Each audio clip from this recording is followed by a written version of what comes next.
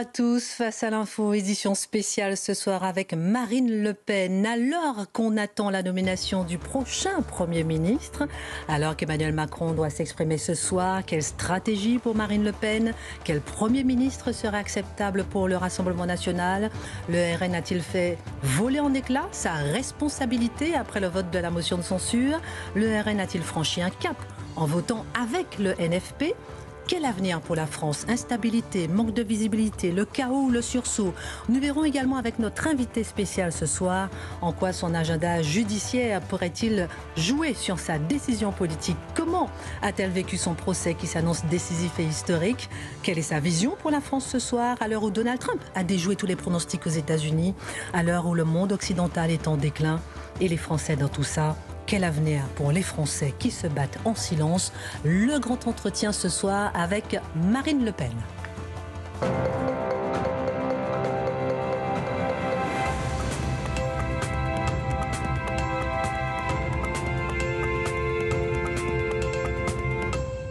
Bonsoir Marine Le Pen, Bonsoir. Beaucoup de questions pour vous ce soir. Nous sommes ensemble jusqu'à 20h avec Charlotte Dornelas et Mathieu Bock-Côté qui vous poseront des questions dans un instant. Vous êtes présidente du groupe RN à l'Assemblée nationale. Tout le monde vous connaît, mais j'aime bien poser quand même le décor. Vous avez occupé quasiment tous les mandats politiques. Vous êtes ici 2 fois au second tour de la présidentielle. Vous avez obtenu votre meilleur résultat à la dernière présidentielle et votre parti a obtenu un score historique aux européennes. Comme aux législatives, vous faites partie des personnalités politiques préférées des Français. D'abord, 24 heures, nous sommes 24 heures pile après la censure. C'est le soulagement ou l'inquiétude? Ni le soulagement, ni l'inquiétude. La censure n'a pas été un coup politique, ça a été un acte politique. Voilà, c'est un acte politique, la censure qui est prévue par la Constitution. Nous avons été loyaux et transparents depuis le début avec le Premier ministre en disant que notre rôle, celui que les électeurs qui nous ont donné mandat nous ont confié, c'est de les protéger. Or, il nous est apparu que le budget qui était présenté par M. Barnier ne répondait à aucune des conditions qui nous apparaissaient nécessaires. Malgré cette critique générale, nous avons été très raisonnables en lui posant quelques lignes rouges seulement, mais qui étaient vraiment des choses incontournables. Et il n'a pas souhaité, en réalité, modifier ce budget. Et donc, il nous est apparu que s'attaquer aux malades, s'attaquer aux retraités, s'attaquer aux entreprises au moment où il y a 65 000 défaillances, qu'on est dans un record de défaillances d'entreprises historique, était profondément néfaste pour les Français et pour le pays. Face à cela, il n'y a qu'une seule possibilité, c'est de faire tomber le budget pour pouvoir retravailler sur un nouveau budget. Et c'est ce que nous avons décidé de faire hier. Alors, dans un instant, vous allez nous expliquer un peu plus en profondeur votre choix, parce que je sens que certains Français sont inquiets, certains de vos électeurs sont inquiets. On va en parler, mais d'abord, moi j'ai remarqué que beaucoup se disaient, elle ne va jamais, j'ai entendu les commentateurs politiques et les experts sur les plateaux dire, elle ne va jamais appuyer sur le bouton, elle n'aura pas le courage, elle ne va pas se décider, elle ne va pas supporter la pression, elle ne va pas passer à l'action. On a vu que Michel Barnier n'y a pas cru jusqu'au dernier jour, on a vu que le président de la République n'y a pas cru jusqu'au dernier jour, et vous l'avez fait. Est-ce qu'il n'y a pas une certaine, je ne sais pas si je peux me permettre, une sorte de misogynie à votre égard derrière toutes ces interrogations? C'est étonnant que vous me posiez cette question parce que je crois qu'en 25 ans de carrière politique, je n'ai en réalité jamais ressenti de misogynie. Et la première fois où j'en ai ressenti, c'est précisément pendant cette séquence. Ah oui? C'est-à-dire le côté un peu faible femme supportera pas la pression qu'on va lui mettre. C'est ce qu'on entend. J'ai même entendu sur d'ailleurs un de vos plateaux Monsieur Jakubowicz dire Marine Le Pen est une femme vexée. Tout ceci, c'était tout de même une tonalité que je n'avais pas l'habitude que l'on utilise à mon égard, parce qu'il m'apparaissait quand même que j'ai démontré dans ma carrière politique que j'étais assez peu susceptible de céder à la pression, que j'étais plutôt plus solide que beaucoup d'autres responsables politiques, tous sexes confondus par ailleurs, et que je ne fais jamais mes coups en douce en plus. Vous voyez, je ne manœuvre pas, il n'y a pas de non-dit, je veux dire, je dis ce que je vais faire. J'ai annoncé pendant toute la semaine avant le vote, attention, le risque existe, M. Barnier prend le chemin de la censure, il faut qu'ils prennent cela au sérieux, et jusqu'au dernier moment, ils n'ont pas pris cela au sérieux. Voilà, ils se sont dit, bon, le Rassemblement national, Marine Le Pen, elle est en quête de respectabilité, parce qu'ils pensent pour nous, hein. Ça, c'est la nouvelle technique. Ils pensent pour nous. Ils savent mieux ce qu'on a dans la tête que nous-mêmes. Ils sont en quête de respectabilité, donc on va leur donner 3 miettes.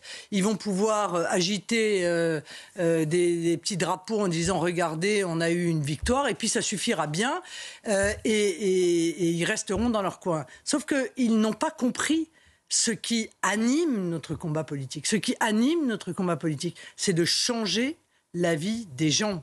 C'est qu'ils sont aujourd'hui en souffrance, qu'ils sont en souffrance du fait de leurs responsables politiques, qu'on leur demande en permanence d'éponger les erreurs de tous leurs dirigeants successifs, que c'est à eux qu'on présente à chaque fois la facture et qu'ils en ont soupé. Et que nous sommes là pour dire aux dirigeants, vous ne pouvez plus continuer dans cette voie. Il faut une rupture avec les 50 dernières années. Michel Barnier était attendu comme étant cette rupture et il arrive en nous présentant un budget socialiste, quoi. Voilà, bon, en gros, un budget socialiste. Je suis désolé, mais on a beau prendre ça dans tous les sens. Si M. Cazeneuve avait été nommé Premier ministre et s'il avait présenté un budget tel que celui qui a été présenté par M. Barnier, la droite aurait été en PLS, en train de hurler au retour de l'Union soviétique. Voilà, 40 milliards d'impôts supplémentaires, 20 milliards d'impôts sur les entreprises, 4 milliards d'alourdissement du coût du travail. Vous savez très bien que la droite passe sa vie à sauter sur les chaises en disant « Ah, le coût du travail, les charges, là, rien. Tout allait bien. Aucune économie sur le train de vie de l'État, aucune économie sérieuse sur le train de vie de l'État. Et tout ça passait crème. Ça passe crème avec eux, mais avec nous, ça n'était pas possible.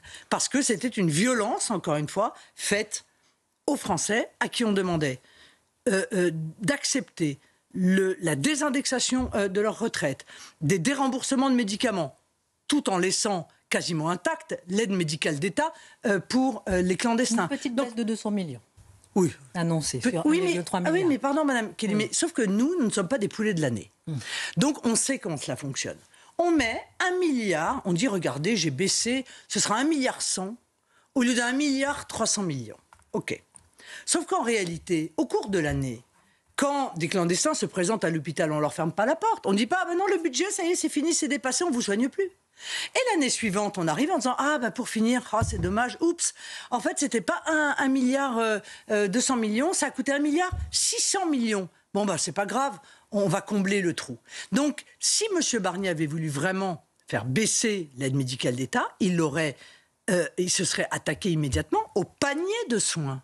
Alors, en même temps, j'entends bien ce que vous dites, et là, pour essayer d'expliquer vraiment le choix, et votre choix pour que vos électeurs puissent comprendre, parce que tous ne comprennent pas, et les Français aussi.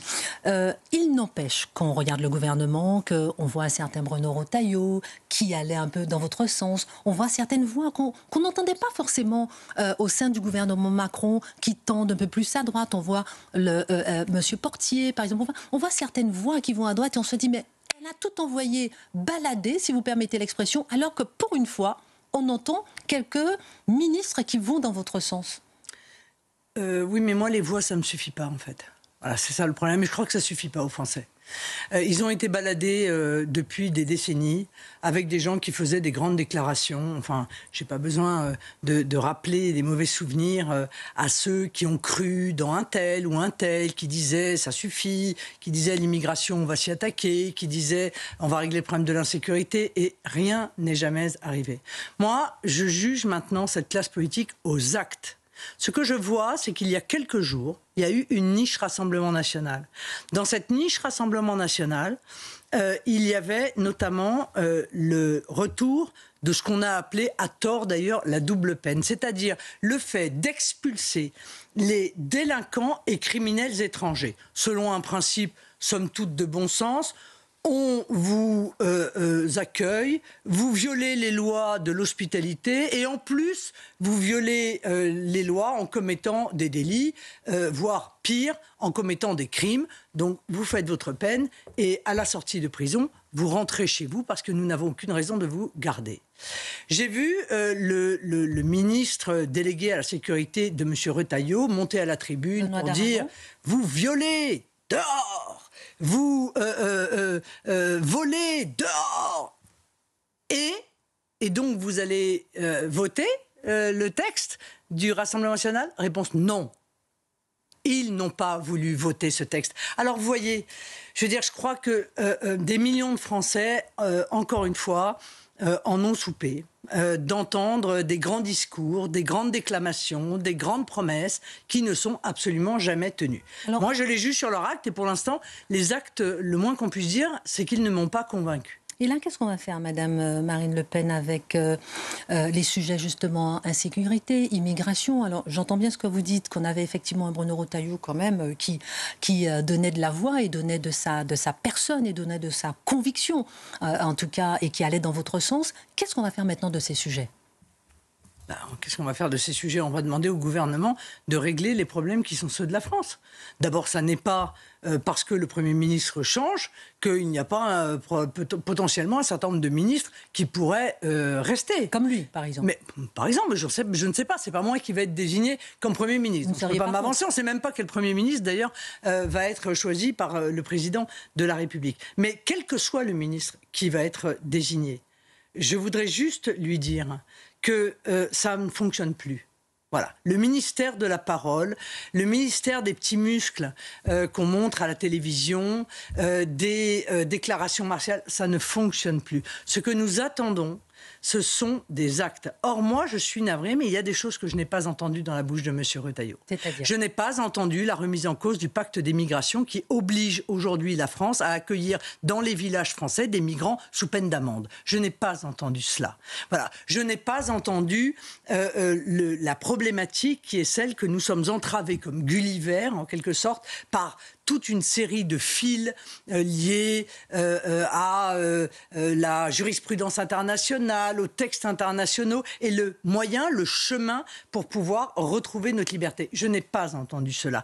Donc, je n'ai pas de raison, si vous voulez, de croire plus à ce qui se fait ou ce qui se dit plutôt aujourd'hui qu'à ce qui s'est dit hier. Alors, quelle ligne vous fixez au prochain gouvernement?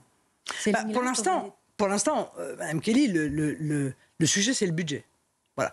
Donc, le sujet, c'est le budget, et le sujet, c'est est-ce qu'on va avoir une rupture ou pas avec ce qui se fait depuis 50 ans? Est-ce qu'on va s'attaquer aux économies que l'on doit faire sur le train de vie de l'État? Parce que là, il n'y avait rien.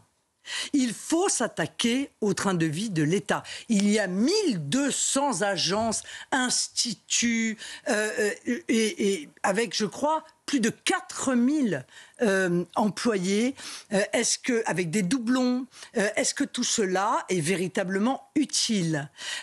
Et ça n'a pas été fait. Donc, il faut des économies parce que c'est déjà par les économies que l'on va... en partie, pas seulement, mais en partie régler le problème du déficit. Deuxièmement, il faut arrêter d'augmenter les impôts. On est le record d'Europe d'impôts. On ne peut plus. Je veux dire, les Français n'en peuvent plus. Les entreprises n'en peuvent plus non plus.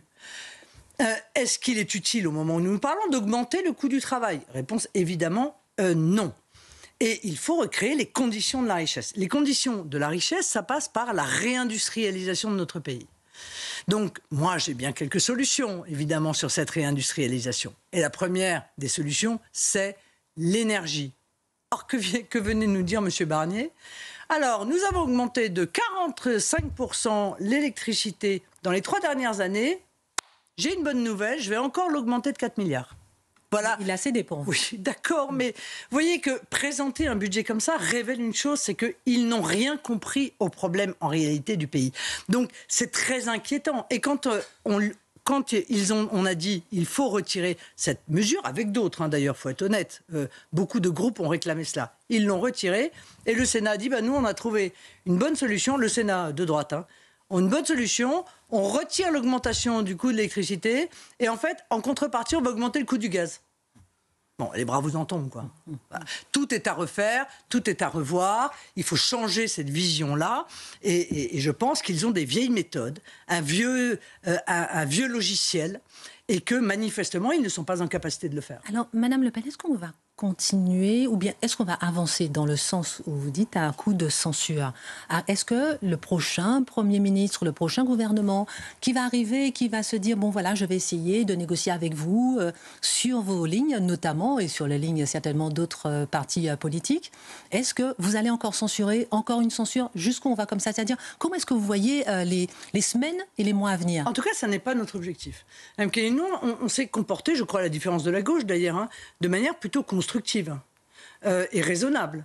D'abord, nous n'avons pas participé à la censure presque préalable de M. Barnier. Je vous rappelle qu'une motion de censure a été déposée par le NFP et votée par le NFP lorsqu'il a été désigné. Nous ne l'avons pas fait. Nous avons fait un contre-budget, c'est-à-dire que nous avons travaillé pour présenter un contre-budget. Philippe Tanguy. Voilà, exactement. C'est Jean-Philippe Tanguy qui a beaucoup travaillé. D'ailleurs, M. Barnier a admis lors de notre rendez-vous que c'était un travail sérieux.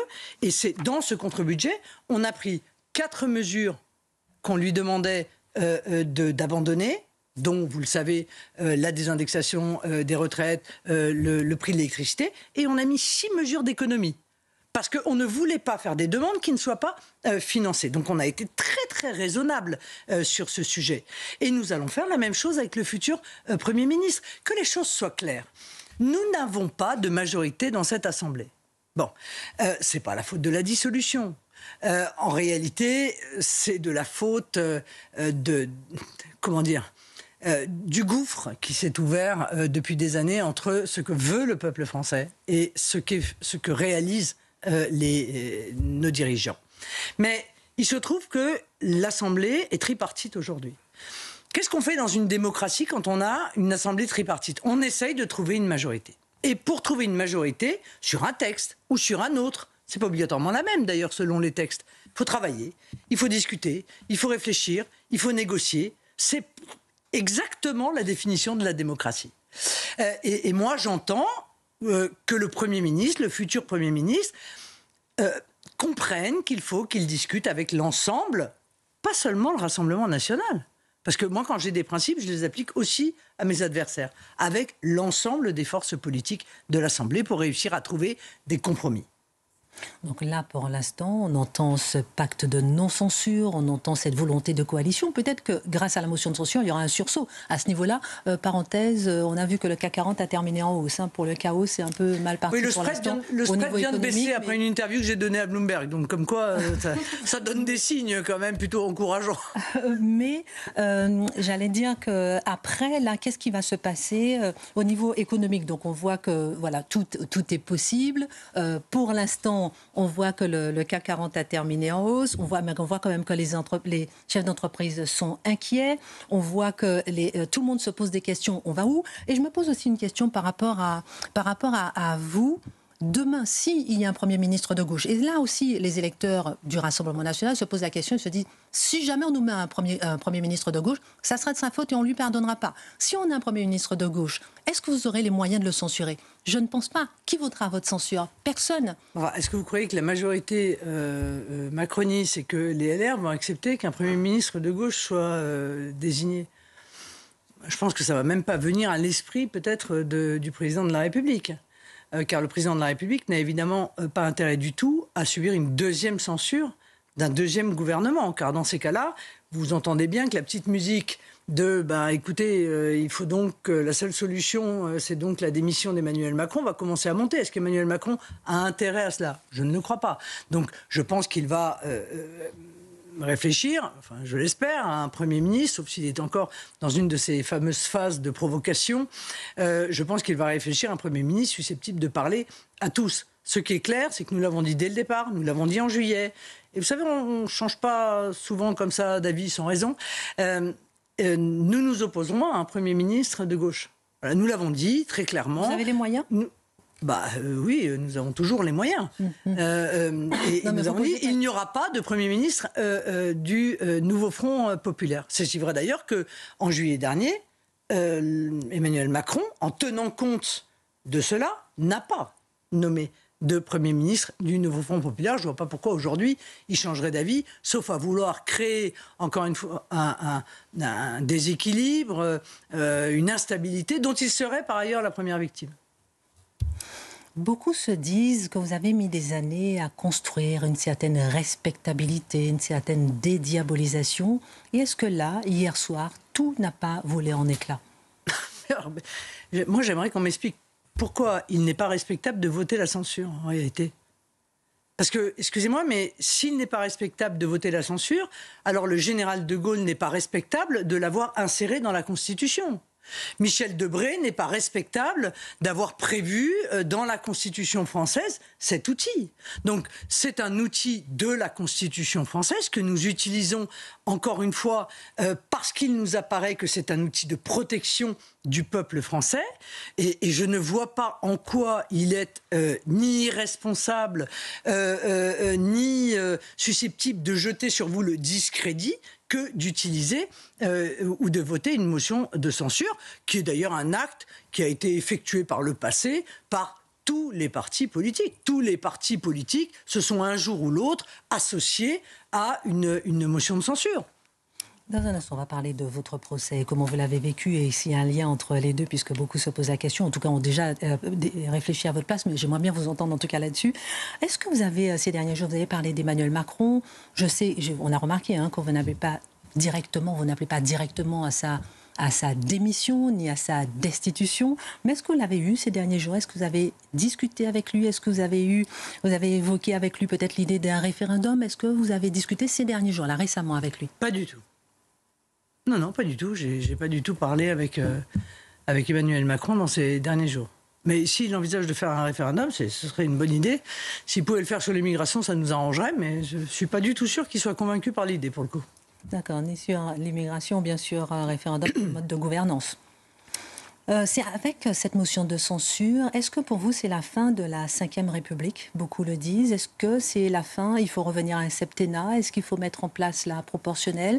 Qu'est-ce qu'il faut, je ne sais pas moi, qu'est-ce qu'il faut saisir comme opportunité avec là ce moment historique qu'on est en train de vivre là? Au-delà d'un Premier ministre, encore un autre, jusqu'à la dissolution. Qu'est-ce qu'on est en train de vivre? J'entends. Vous savez, dès la fin des élections, nous avons constaté, analysé la situation de la vie politique française et nous nous sommes dit il faut changer le mode de scrutin.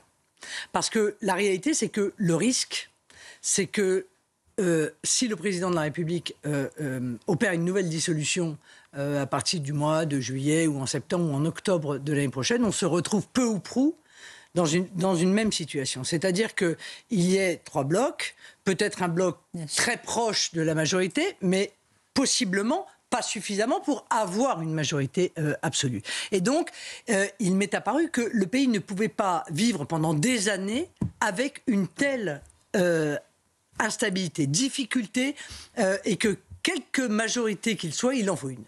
Et donc, nous avons parlé à M. Barnier de la proportionnelle. Nous avons dit il faut d'urgence que l'on réfléchisse à ce mode de scrutin pour tenir compte de cette tripolarisation de la vie politique et permettre, à mon avis, 2 choses. D'abord, un mode de scrutin fondé sur la proportionnelle, parce qu'il m'apparaît que tous les Français doivent pouvoir être représentés.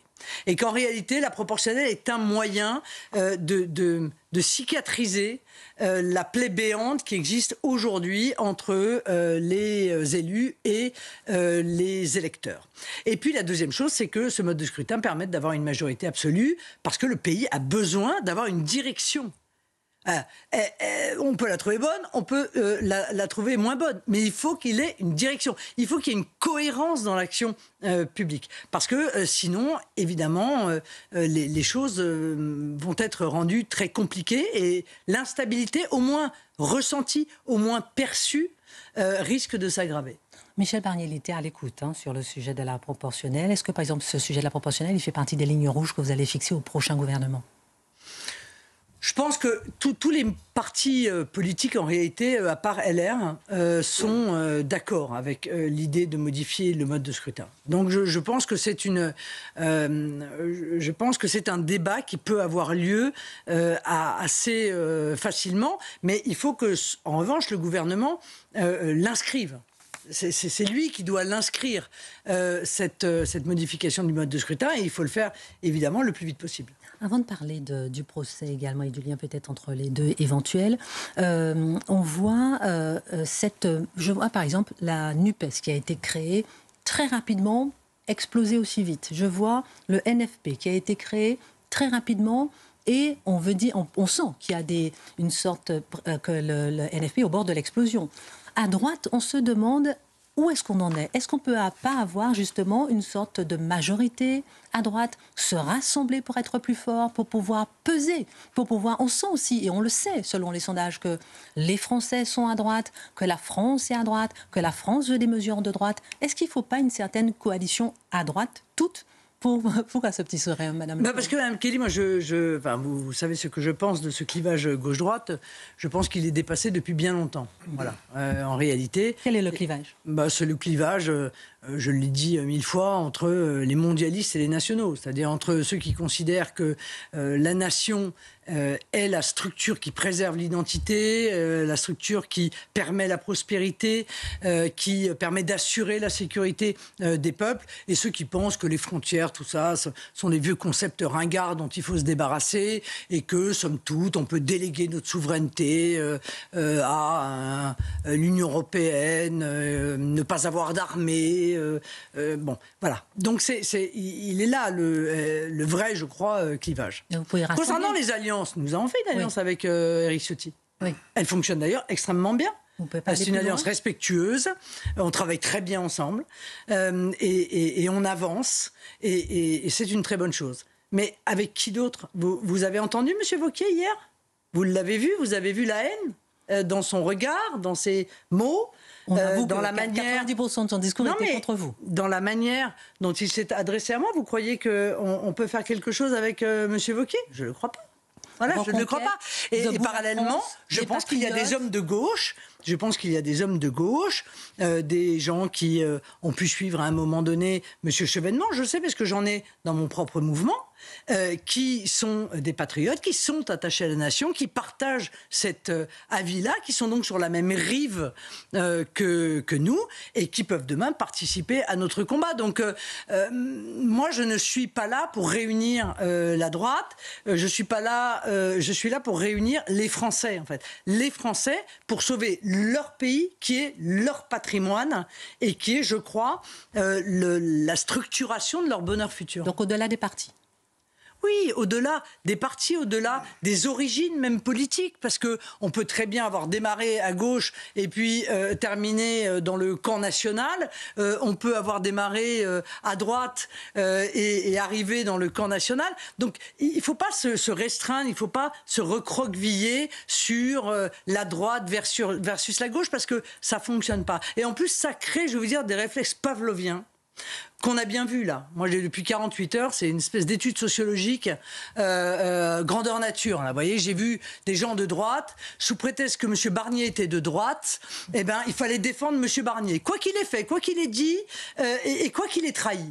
Mais moi, ça ne me va pas, moi, ça. Qu'est-ce que c'est que ce réflexe pavlovien? Enfin, nous sommes des hommes et des femmes de raison. Nous sommes un peuple politique. Il faut regarder ce que les gens font et pas seulement regarder son étiquette en disant... A priori, il est de droite, donc tout ce qu'il fait est bien. Ben non, tout ce qu'il fait n'était pas bien. La preuve, c'est qu'il s'était engagé avec 3 promesses. La maîtrise des comptes publics, la justice fiscale et le fait de co-construire avec l'ensemble des forces politiques un budget. Il a fait ni le premier, ni le second, ni le deuxième, ni le troisième. Voilà. Dans un instant, je laisse la place à Charlotte et Mathieu, mais je vais parler du procès aussi. Un mot sur les Outre-mer. Alors, bien sûr, je suis de près la question des Outre-mer. Vous avez été la seule à oser dire hier à l'Assemblée nationale que les Outre-mer sont en panique totale, sont le symbole même, en tout cas, du petit peuple français qui est en souffrance. Pas d'eau, pas d'électricité souvent, prix 40% plus cher.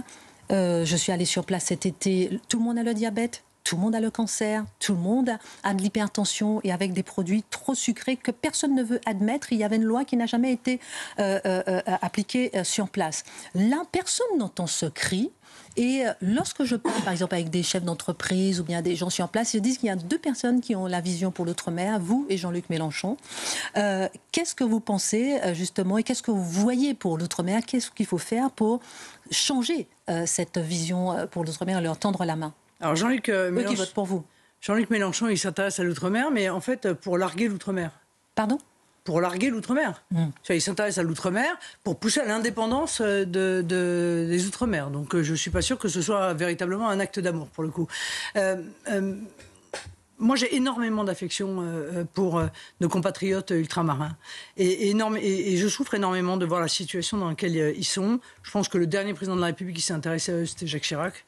Depuis, tout le monde s'en moque absolument et voit l'outre-mer comme une dépense, comme une sorte de danseuse, en fait, de la République, en se posant la question, encore une fois, qu'est-ce que ça rapporte ?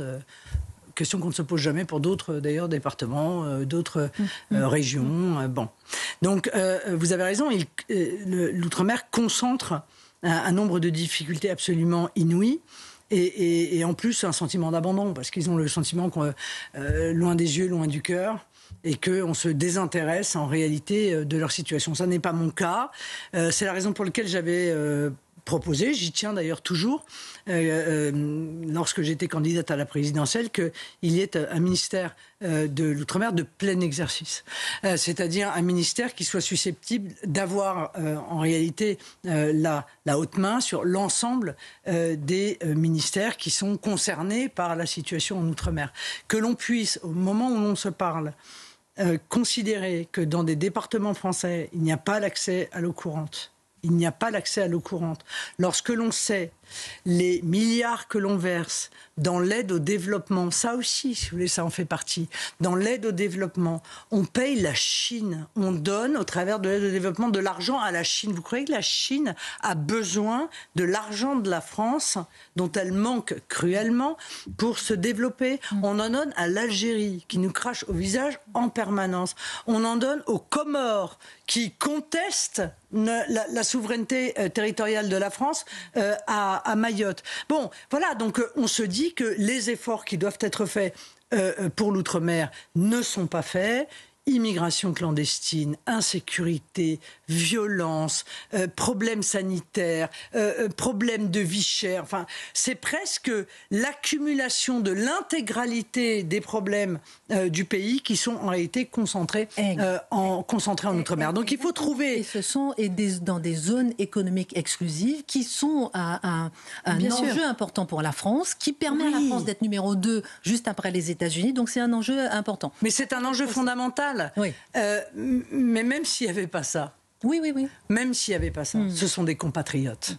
Voilà. Et ils ont le droit à être traités avec autant d'attention que l'ensemble des compatriotes français. Même s'ils n'étaient pas une richesse incroyable, et ils sont une richesse incroyable, parce que c'est vrai, cette France qui est là sur tous les continents grâce à nos outre-mer, mériterait une attention particulière, non seulement pour nos compatriotes, mais aussi pour les perspectives que nous ouvrent ces territoires. Marine Le Pen, venons-en à votre procès. Au début, vous aviez... on a l'impression que vous faisiez peut-être confiance au juge, et à la fin, on vous a entendu dire que c'est un procès politique. Y a-t-il un lien? En tout cas, tout le monde dit oui, il y a un lien, voilà, ça l'a un peu énervé, les réquisitions, c'est la raison pour laquelle elle a été aussi violente, si vous permettez l'expression, avec la motion de censure. Y a-t-il un lien? Faites-vous un lien personnel? J'ai toujours pas réussi à trouver quelqu'un qui m'explique quel lien il y aurait. Je n'arrive pas à comprendre le lien entre les deux, en réalité. Sauf à ce que les gens me disent que c'est M. Barnier qui a tenu la plume des réquisitions. Enfin, ça m'a même pas traversé l'esprit, vous voyez. Donc, je ne vois pas quel lien il peut y avoir entre un réquisitoire qui était effectivement terriblement outrancier et manifestement politique. Mais pourquoi j'ai dit qu'il était manifestement politique? Parce que quand vous avez un procureur qui dit dans tel dossier, pour tel député, j'ai absolument aucun élément, mais je peux pas demander la relaxe, ça me ferait trop mal. Bon, je crois que là, tout le monde, la France entière a compris où était le problème. Bon, mais je vois pas le rapport avec la motion de censure. Je n'arrive pas à trouver le lien et personne n'arrive à me l'expliquer. Donc, j'en conclus que ceux qui défendent cet argument-là souhaitent trouver une raison extérieure à eux-mêmes, peut-être, à leur propre responsabilité, pour justifier la censure. La censure, elle est encore une fois un acte politique qui répond à un budget qui est un budget toxique et ça n'a strictement rien à voir avec le procès. Le 31 mars 2025, vous êtes susceptible d'être condamné à de l'inéligibilité avec exécution provisoire ou pas. Si exécution provisoire, que va-t-il se passer pour vous? Si pas d'exécution provisoire, que va-t-il se passer pour vous? S'il y a exécution provisoire, je ne pourrai pas faire appel de cette... je ne pourrai pas, je pourrais faire appel, mais cette exécution provisoire s'appliquera immédiatement. Et comme ça n'est pas moi qui ai évidemment la main sur le calendrier judiciaire, eh bien, certains pourraient décider que l'appel arrive tardivement ou je ne sais quoi pour pouvoir m'empêcher d'être candidate à la présidentielle.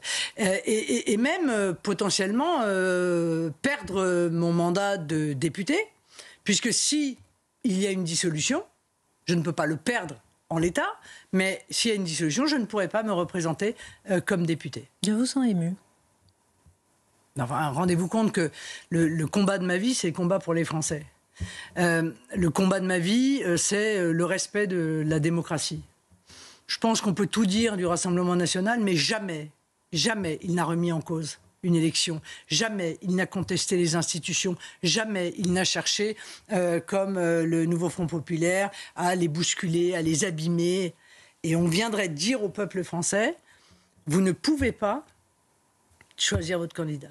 Vous savez, j'ai un ami africain qui m'a envoyé un message en me disant, tu vois Marine, il y a des pays dans lesquels les peuples ne peuvent pas voter et il y a des pays dans lesquels les candidats ne peuvent pas se présenter. Je crois que tout est dit. Et l'un est au moins aussi grave que l'autre. Donc je n'imagine pas en réalité que la justice puisse arriver à une telle extrémité qui de surcroît n'est pas justifiée puisque nous sommes totalement innocents de ce qu'on nous reproche. Nous sommes totalement innocents de ce qu'on nous reproche. Donc ce que j'attends le 31 mars, c'est évidemment une relaxe. La justice est-elle indépendante en France selon vous ? La justice, oui, je pense qu'elle est indépendante. Mais c'est pas parce qu'elle est indépendante qu'elle n'est pas politisée. C'est pas parce qu'elle est indépendante qu'il n'y a pas des magistrats qui ont des idées politiques. La preuve en est, la procureure, qui l'a très bien démontré. Mais j'ai mis l'autre exemple. Et le premier, évidemment, qui nous vient à l'esprit, c'est le syndicat de la magistrature, qui, pour le coup, est intervenu dans les dernières élections législatives avec un communiqué d'une violence absolument inouïe contre le Rassemblement national. Ça pose un problème parce que, vous voyez, quand on voit des statuts de la justice avec la balance, mais aussi avec un bandeau sur les yeux, ça veut dire qu'en réalité, la justice doit juger justement sans voir la couleur politique, sans voir la couleur de la peau, sans voir l'origine, sans voir la religion, sans être sensible à la pression, pour le coup, effectivement, médiatique. Donc, et ça, cette qualité-là que l'on doit accorder à la justice, c'est une qualité que des déclarations comme celle du syndicat de la magistrature lui fait perdre. Parce qu'à partir du moment où il y a un doute, c'est fini. Vous comprenez ce que je veux dire? À partir du moment où les gens doutent et se disent « Ah, si je suis jugé, moi qui suis par exemple au Rassemblement national ou LR, si je suis jugé par un magistrat membre du syndicat de la magistrature, alors j'ai toutes les chances de ne pas être jugé de manière impartiale. » Eh bien, rien que ce doute-là est en réalité une atteinte terrible. Charlotte Dornelas et ensuite Mathieu Bocoté. Mais sur cette question précise, et au-delà de votre procès à vous et donc de votre affaire, mais différentes affaires se sont succédées, on va dire, touchant le monde politique ces dernières années. Quel regard vous portez a posteriori sur le vaste mouvement de moralisation de la vie public qui a poussé notamment le législateur à donner des outils, dont celui de l'inéligibilité, aux magistrats. Et ce qui pose un problème, notamment dans le temps. Hein, vous avez parlé, en effet, du délai d'audiencement qui ne vous appartient pas, et qui pose un problème dans le temps. Quel regard vous portez sur la manière dont il a été mis en œuvre, en tout cas la lutte contre la possible corruption? Alors, pardon, mais moi, le sentiment tout de même que j'ai, c'est que on a un peu envie d'accrocher tous les politiques au tableau de chasse, quoi. C'est-à-dire que on attrape les uns. Si, tous, oui, à peu près tous, un peu quand même. Donc c'est évidemment un danger, je le crois. Quant à l'inéligibilité, particulièrement quand on est allé jusqu'à voter l'automaticité de l'inéligibilité, je crois qu'il y a un vrai sujet, en fait, de séparation, là, de friction, hein, entre ce que décide le juge et ce que doit normalement décider le peuple. Parce qu'on peut très bien avoir des élus qui ont commis des enrichissements personnels, violé la loi, etc., et qui soient condamnés. Mais après, c'est aux électeurs de décider si, oui ou non, ces personnes sont susceptibles de pouvoir être à nouveau élues. Si on autorise, si vous voulez, cet empiètement, et on s'en rend compte parce que quand on donne un pouvoir, et bien parfois, certains en abusent. Voilà. Quand on laisse le pouvoir judiciaire empiéter sur la liberté politique, on finit par, je crois, attenter au processus démocratique. Avant de vous donner la parole peut-être sur l'international, peut-être un lien entre les deux, dans le sens où moi j'ai l'impression que lorsque je regarde, on en parle régulièrement avec Mathieu et Charlotte sur le plateau, à supposer que le Rassemblement national arrive au pouvoir là maintenant, qu'il soit Premier ministre, qu'il ait le poste du Premier ministre ou bien même à la présidentielle. Quelles sont les marges de manœuvre, comme on voit les juges, les magistrats, le Conseil constitutionnel, le Conseil d'État, toutes ces institutions à gauche? Il n'y a pas de marge de manœuvre pour vous. Il n'y a pas de marge de manœuvre pour une droite nationale au pouvoir aujourd'hui. Il faut tout faire voler en éclats pour pouvoir avoir les mains libres au niveau de la justice comme au niveau de toutes ces institutions. Je ne le crois pas. Ah bon? Je ne le crois pas parce qu'en réalité, comme vous l'avez rappelé très bien, dans nos institutions, le parquet n'est pas indépendant. Le parquet reçoit des instructions. Voilà, on leur dit, par exemple, ce qui n'a jamais été fait, je vous rassure, tout de suite, on leur dit, le port d'armes blanches, par exemple, doit être, à chaque fois, faire l'objet d'un déferment devant le tribunal correctionnel. C'est pas le cas. Il y a dû y avoir 10 condamnations dans les 3 dernières années, parce que ça devient un sujet. Donc ils peuvent recevoir, pas des instructions personnelles, hein, mais des instructions générales, de politique pénale. Or, ça n'est plus fait, mais ça n'est plus fait parce qu'en réalité, on n'a pas la volonté d'appliquer fermement la loi pénale. Soit parce que on est gagné par le souhait de voir une forme d'impunité se mettre en place, soit parce qu'on n'a pas assez construit de places de prison, et qu'on se dit ça ne sert à rien d'envoyer les voyous devant le tribunal correctionnel, puisque de toute façon, les prisons sont pleines. Bon, mais dans les deux cas, il y a des réponses à cela. On peut changer les choses, et notamment par l'intermédiaire de la mise en œuvre des peines courtes. Qui est un système qui a été mis en place aux Pays-Bas, qui fonctionne très bien. C'est-à-dire que plutôt que condamner, puis au bout de 12 condamnations, vous avez une peine de prison que vous ne ferez jamais parce que les prisons sont pleines. Donc, évidemment, le délinquant a le sentiment qu'il peut continuer tranquille à commettre ses méfaits. Eh bien, dès le premier délit grave, qui a une certaine gravité, il y a une peine de prison courte. 10 jours, 15 jours, 3 semaines. Mais qu'est-ce que ça veut dire? Ça veut dire qu'on peut demain, en réalité, construire ou récupérer des bâtiments qui seront des bâtiments beaucoup moins sécurisé. On a moins besoin quand même de sécuriser un bâtiment quand on a quelqu'un qui vient faire une peine de 15 jours parce qu'il sait que si il s'évade, il risque de prendre 15 mois. Bon, donc c'est peut-être moins de pas moyens. Voilà, c'est peut-être pas très intéressant. Donc à moindre coût, on pourrait mener une politique pénale assez rapidement, mais en changeant de logiciel dans ce domaine. Alors, permettez-moi de revenir sur votre lecture générale du contexte politique actuel. Vous disiez dans votre discours d'hier, vous l'avez dit sur ce plateau aussi, c'est en fait une dérive de 50 ans dont nous parlons en matière de finances publiques. Vous avez aussi utilisé la formule pour parler du budget de Michel Barnier, qui n'a pas un parcours à gauche, d'un budget socialiste. Donc diriez-vous plus largement que depuis 50 ans, la France, alors on dit globalement discours néolibéral, ultralibéraliste, tout ça, est-ce que diriez-vous que la France, depuis 50 ans, est dans une dérive socialiste en matière de comptes publics? Écoutez, ce qui est sûr, c'est qu'on a accumulé les déficits gouvernement de droite ou gouvernement de gauche, par ailleurs, et qu'on a cessé d'alourdir l'impôt sur les Français. Pourquoi? Parce qu'aussi, on ne se donne pas les moyens de recréer de la richesse dans notre pays. Parce que pour réindustrialiser, M. Boccoté, il faut s'attaquer au prix de l'énergie. Ça veut dire qu'il faudrait aller voir l'Union européenne et ça, oh non, on ne va pas aller voir l'Union européenne quand même parce que sinon ils ne vont plus nous apprécier. Il faudra aller voir l'Union européenne en disant, écoutez, votre système de tarification de l'électricité, c'est terminé. Parce que nous, on produit une électricité entre 45 et 50 euros du mégawattheure. On ne va pas aller se soumettre aux folies allemandes qui font que le prix de l'électricité augmente considérablement. Par exemple, ça, c'est un moyen de réindustrialiser presque sans rien faire.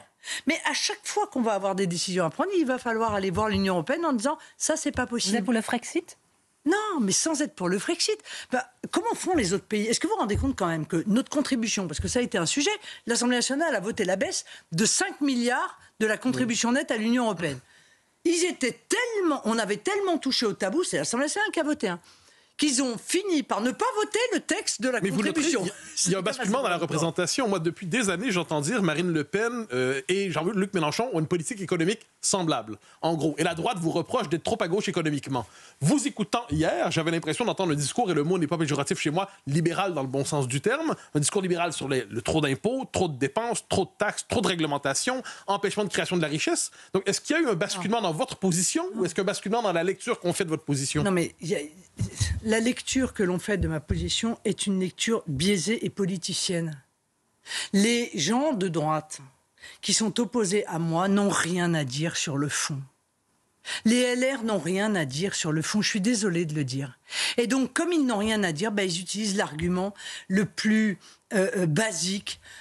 C'est une femme de gauche. Et comme ils espèrent que l'électorat de droite va avoir un réflexe pavlovien, c'est la gauche, mon Dieu, c'est affreux, ils utilisent jusqu'à la nausée cet argument qui est d'une faiblesse absolument insigne. Donc je vais revenir sur ce que vous dites, moins de dépenses. Non, moins de dépenses toxiques. Parce que parallèlement, moi, je suis extrêmement attaché au service public. Je suis attaché à ce que les Français soient soignés correctement. Je suis attaché à l'enseignement public de qualité. Je suis attaché à la sécurité. Je suis attaché à aussi à notre armée. Donc, je veux dire, je suis attaché à tout ce qui fait que la France est la France. C'est-à-dire un pays qui est en même temps capable de créer des richesses, d'inventer, d'investir, d'être libre de le faire, et en même temps qui soit capable de préserver les plus faibles, ceux qui, dans le monde que nous vivons, ont peut-être moins de chances que d'autres parce qu'ils sont malades, parce qu'ils ont perdu leur boulot, parce qu'ils élèvent seuls, par exemple, des enfants. Je crois que c'est notre grandeur d'être capable de faire les deux à la fois, et on peut faire les deux à la fois. Mais en revanche, pour faire ça, il faut arrêter de payer l'immigration que l'on paye aujourd'hui parce qu'on n'en peut plus, parce que c'est l'éléphant dans le couloir que tout le monde fait mine de ne pas voir en matière de dépenses. Oui, parce qu'on réduit ça à la question de l'AME finalement. Mais pas du tout, mais c'est pas l'AME, c'est tout. Je veux dire, il y a 500 000 personnes qui entrent dans notre pays légalement par an. Il y en a 10% de 500 000 qui travaillent. Charlotte, je veux dire, Dornelas. comment est-ce qu'on peut faire pour prendre en charge 500 000 personnes quand il n'y a que 10% qui cotisent, c'est-à-dire 50 000? C'est pas tenable. Voilà, ça n'est pas tenable. Tout à l'heure, vous évoquiez au début, pour expliquer l'instabilité politique qui précède finalement cette censure, vous disiez il ne faut pas chercher ça dans la dissolution, mais dans le gouffre qui s'est creusé ces dernières années entre les aspirations de la population et la manière dont leurs représentants politiques y répondent. Et vous avez évoqué, par exemple, l'histoire de la niche parlementaire, avec des gens qui disent la même chose que vous, mais qui ne viennent pas voter, en l'occurrence sur la question de l'expulsion des étrangers délinquants. Vous venez d'évoquer ce comportement que vous jugez politicien de cette droite qui vous accuse d'être socialiste, et au moment où vous dénoncez vous-même le socialisme qui vous accuse d'être d'extrême droite, puisque c'est un peu le ballet qui s'est passé hier. Est-ce que vous pensez que dans ce gouffre qui s'est creusé, la manière dont vous avez été traité, de manière générale, votre mouvement, hein, pas vous personnellement, mais votre mouvement, on l'a vu à l'Assemblée, les gens qui refusent de serrer la main de vos députés, les postes qu'on ne vous attribue pas, est-ce que le traitement de votre mouvement politique fait partie de ce gouffre pour vous, qui s'est creusé ? Mais bien entendu. Parce qu'en réalité, la condamnation morale effectuée par la classe politique du Rassemblement national, c'est la condamnation morale de ses électeurs. C'est la condamnation morale des Français. C'est dire aux Français, vous avez tort. Et en plus, c'est honteux de penser ce que vous pensez. C'est honteux de réclamer ce que vous réclamez. C'est honteux de vouloir être traité dans votre propre pays en priorité. C'est mal. C'est, comment dit le LFI ? Vil. C'est vil. Vous voyez ? Donc, évidemment que lorsque une pensée de bon sens est ainsi, en quelque sorte, criminalisée, voire psychiatrisée, cela crée un sentiment d'injustice terrible dans une démocratie. Parce que quand, dans un pays totalitaire, ça se passe comme ça, on dit que c'est un pays totalitaire, mais dans une démocratie. Mais quelle solution ? C'est insupportable. Mais quelle solution ? Mais la solution, c'est celle qu'ont trouvée les Français. Ils votent de plus en plus pour le Rassemblement national. Et un jour, on leur a tordu le bras dans le dos là, lors de la dernière élection. Mais ils ne pourront pas faire ça 10 millions de fois. Parce que, permettez-moi quand même une minute, de pointer du doigt le bal des hypocrites que j'ai pu voir hier tout de même. Avec des LR qui viennent dire « Oh mon Dieu, oh, c'est affreux, ils ont voté la motion de censure avec la France insoumise, les socialistes et les Verts, c'est ignoble ». Ce à quoi je leur ai répondu « Mais nous, on a utilisé le NFP comme un simple outil pour faire passer la censure parce que les institutions nous obligent à le faire. Mais vous, qu'est-ce que vous avez fait en juin dernier ? Vous êtes alliés électoralement avec NFP. Vous êtes désistés pour faire élire des candidats NFP. Et des candidats NFP se sont désistés pour vous faire élire. Monsieur Wauquiez a été élu parce que la candidate verte s'est désistée. Pour lui, Madame Genevard a bénéficié du soutien du candidat La France Insoumise qui n'était pas arrivé au second tour. Donc, le bal des hypocrites, stop. Voilà, stop. Mathieu Bocoté. Alors, vous avez évoqué, tous l'évoquent, le fait que la France, il y a 3 grands pôles politiques aujourd'hui à l'Assemblée. Et vous connaissez probablement la formule de Bismarck, dans une lutte à 3, mieux vaut être un des 2. Alors, quelle est la force politique appelée à disparaître quand les choses vont se clarifier au fil du temps? Le bloc central. Vraiment? Oui. C'est ceux qui veulent s'allier aujourd'hui. Mais il condense pourtant aujourd'hui l'ensemble des élites qui contrôlent les institutions, qui contrôlent le discours public. Vous croyez qu'il va disparaître? Oui, je pense qu'il va disparaître. Je pense qu'il va disparaître parce qu'en réalité, il s'est structuré autour d'Emmanuel Macron. Me demandez pas comment, pourquoi. Mais il correspond à une Ça sociologie. reste pour moi une forme de mystère, mais il s'est constitué autour d'Emmanuel Macron. Emmanuel Macron leur a offert en quelque sorte une victoire, et souvent d'ailleurs ces élites se cristallisent autour d'une victoire. Hein. Ça a été le cas aussi à l'époque avec l'UMP, où on a vu que en fait c'était la victoire qui cristallisait l'UMP. Quand la victoire n'a plus été présente, tout ça c'est totalement dissous. Je pense qu'il peut se passer la même chose avec le bloc central. Pourquoi ? Parce qu'en réalité, ils n'ont pas de vision. Ils n'ont pas d'idée politique. Ils en ont une. Selon vos propres mots, ils sont mondialistes, ils sont européistes. Oui, non, ils sont dans une logique de dépassement de la nation. Non, en réalité, ils sont dans la défense d'intérêts catégoriels. En réalité, ils défendent des intérêts catégoriels. Alors, si ces intérêts catégoriels, et en général, les leurs sont un peu au-dessus, dépendent de l'Union européenne, pas très étonnant qu'ils soient européistes. Alors vous diriez que la gauche a une vision de son côté? Ah, incontestablement.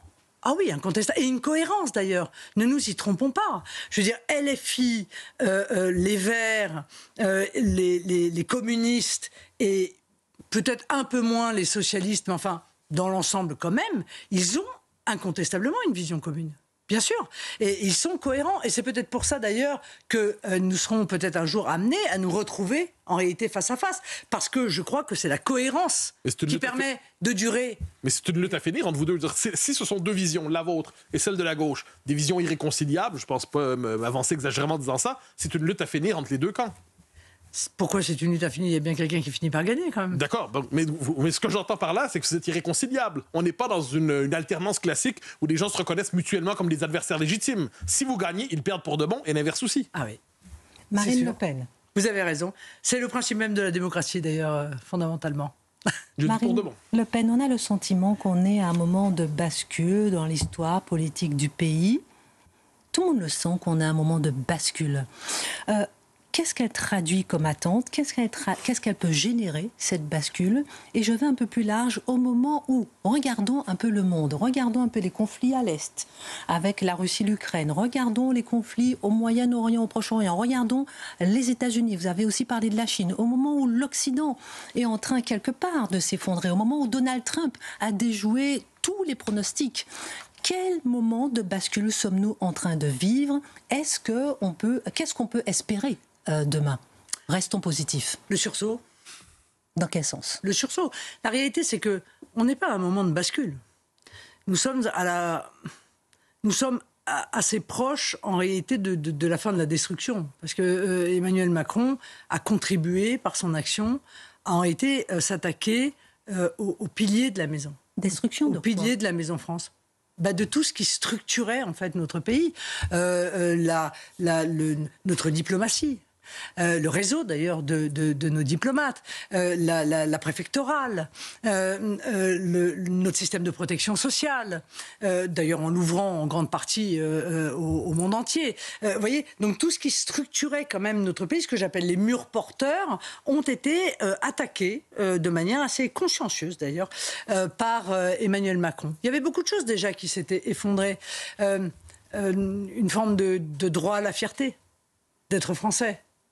Au fur et à mesure du temps, avoir un drapeau français, c'était prendre le risque de se faire insulter. C'était se glorifier de notre histoire. C'était suspect.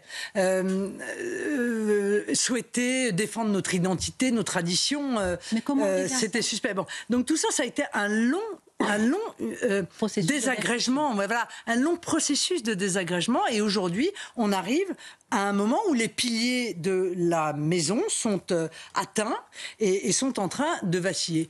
Qu'est-ce que la France peut attendre? Mais ce qu'elle a fait toute son histoire. Oui. Le sursaut et la grandeur. Oui. C'est le choix qu'elle doit faire, oui. Le sursaut et la grandeur. Oui. Et elle s'en sortira, la France, parce qu'elle est éternelle. Et parce que son peuple a en lui, encore une fois, des capacités de rebond qui sont absolument inouïes, pour peu qu'on ait confiance en lui, pour peu qu'on lui exprime cette confiance, et pour peu qu'on les autorise à être fiers de ce qu'ils sont, et de ce qu'ils peuvent faire, et de ce qu'ils peuvent entreprendre, et de leur génie propre. Moi, je crois beaucoup à cela. Mais est-ce qu'il n'y a pas une petite contradiction dans votre propos? Vous dites d'un côté, la France est éternelle. Je l'espère. Mais de l'autre côté, dans votre discours, la France peut mourir. C'est-à-dire, si l'œuvre d'Emmanuel Macron, dans votre esprit, dans votre discours, si la gauche prend le pouvoir, la France, telle que vous l'entendez, peut mourir. Donc elle peut mourir ou elle est éternelle? Mais le peuple la rend éternelle.